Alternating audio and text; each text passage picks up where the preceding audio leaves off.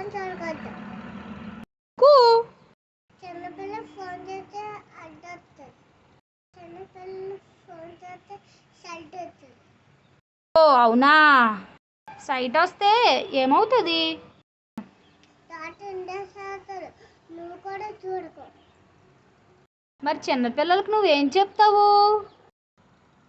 Phone చూడకూడదు. ఇంకేం చెప్తావు? చెప్తాను. చూడకండి, పెద్దయ్యాక చేద్దాం. ఫ్రెండ్స్ అందరికీ చెప్పండి. ఫ్రెండ్స్ అందరికీ చెప్పండి. గుర్తు రావాలి.